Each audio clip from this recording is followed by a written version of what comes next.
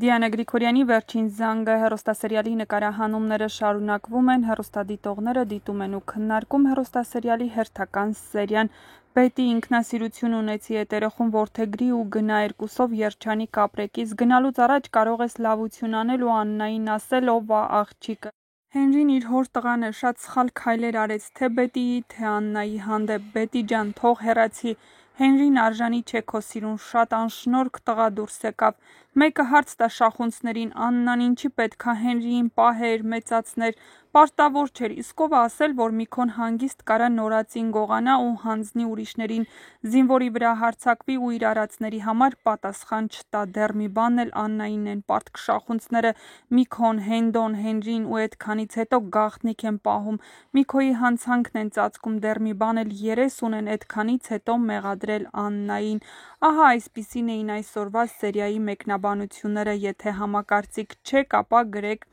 ձեր կարծիքները։ Ճիշտ ա, Բեթին շատ մեղավոր ա, որ ամուսնացավ մեկի հետ, ով իրեն չէր սիրում, բայց Հենրիի արածն ավելի վատ է։